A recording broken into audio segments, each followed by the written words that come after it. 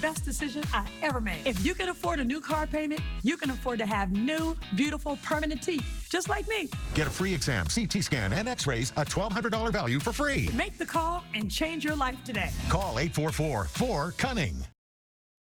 Live from ABC 7, this is Eyewitness News. Now at 11, police say he stalked his victim at a local mall, kidnapped, and then raped her.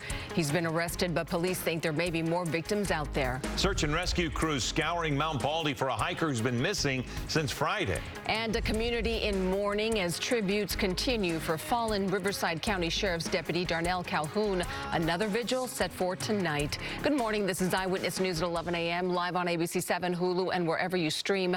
I'm Giovanna Lotta. And I'm Philip Palmer. It's an overwhelming fear for many people, being stalked, followed to your car, and then assaulted. That nightmare became a reality for one woman in Santa Ana, but police suspect there are more victims. Eyewitness News reporter Irene Cruz joins us live with more details. Irene. Philip, Giovanna, what an awful situation for a young woman. That suspect following that woman from this mall behind me to a parking structure. Now, this did end with an arrest within 24 hours of the crime first being reported. A brazen attack on a 19-year-old woman out shopping on Monday around 7 p.m. Detectives believe the suspect stalked her around Main Place Mall in Santa Ana, then to her car in the parking structure. Waited for her to exit the mall, followed her to her vehicle, and then forced her to drive out of the area where he sexually assaulted her. After he sexually assaulted her in a parking lot in Orange, he stole some of her personal belongings. Police believe they were complete strangers. When someone's just going about their day not expecting this, again, it just shouldn't happen to anybody. Officers arrested the suspect, 28-year-old Quentin Xavier Robertson of Santa Ana. He was booked into Orange County Jail for kidnapping, robbery, and sexual assault. His bail is set at $1 million. Robertson was previously arrested for a similar crime in early 2022. He also has a previous conviction for assault with a deadly weapon. We'd like to just kind of remind the community to be aware of your surroundings and just pay particular attention if there's someone suspicious. Now, detectives believe there may be other victims out there. If you happen to know anything about this, please contact the Santa Ana Police Department. Live in Santa Ana, Irene Cruz, ABC 7 Eyewitness News. Irene, thank you. Happening right now, crews are searching for a hiker who's been missing since Friday night. Search and rescue crews have been looking around Mount Baldy for the Hawthorne man since learning of the situation. The family says they are distraught and fear that he may have hurt himself and fallen. The police have been notified and are tracing his cell phone, but due to the severe weather, the search has been difficult and air resources have been limited.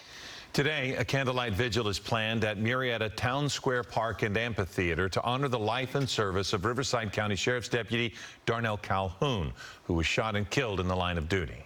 Amazing grace, how sweet the sound. More than 1,000 people showed up to last night's vigil at Riverside County Sheriff's Department Lake Elsinore Station. Calhoun was shot and killed last Friday while responding to a domestic violence call.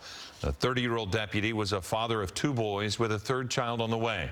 He'd been a deputy in Riverside County for less than a year, but he and his family are well known in that tight-knit community. We actually have friends that are friends of Deputy Calhoun, and it just breaks our heart. Breaks our heart. How much can a community take? And a lot of this stuff going on, you think, well, it's only in the big cities, and then it just, in 2 weeks we've lost 2 great deputies, so it's really hard. And that's all you can do is come out and support them, and what else can you do? So far, the Riverside County Deputy Relief Foundation has helped raise more than $200,000.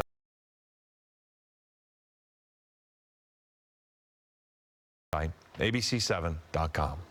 The state is now assessing the damage from the recent storms. According to the state, the number of homes and other buildings that are now uninhabitable could be in the low thousands. The damage is spread across 41 of California's 58 counties. Some roads are completely washed away and could take months to repair. At least 20 people have been killed. President Biden is set to visit the Central Coast tomorrow to get a closer look at the storm damage and see what additional federal support is needed. Meantime, high surf once again threatening to flood some coastal areas this morning. People in Seal Beach are preparing for the possibility of more coastal flooding as king tides are expected this weekend. The Seal Beach Pier is closed until further notice after it sustained damage from high surf and wind.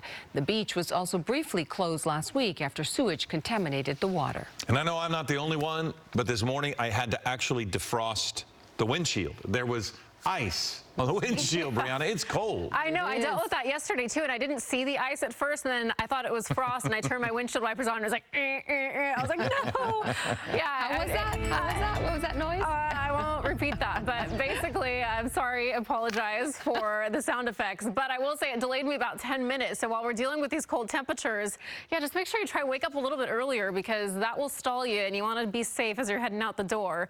Aside from the cold temperatures, yeah, we still have some coastal flooding out there, unfortunately, for our beach communities. Long Beach right now, it's all looking calm there. Partly cloudy skies, 58 degrees. But we do have these coastal flood advisories still in place for the Central Coast into Ventura County coastline and then even down to the LA County coast. Now this shows it's expiring until about 10 p.m. tonight, but that's going to get extended as we head into the weekend. That risk will still remain. And we've been talking about it. We've been seeing the damage out into Seal Beach. And so unfortunately, we still need to prepare for that as we head into the next few days here. It's still cold outside, 44 in Temecula, 45 degrees in Santa Clarita, and it's about 57 in Los Angeles right now. Cool temperatures continue on. There's a small little chance of some rain in the forecast, so we'll be talking about that coming up here in just a little bit, guys. I'll send it back to you for now. All right, Brianna, thank you. As we continue here at 11 a.m., a gang member admits to shooting and killing a Pomona SWAT officer. So why is he just weeks away from being set free? Coming up at 11:30.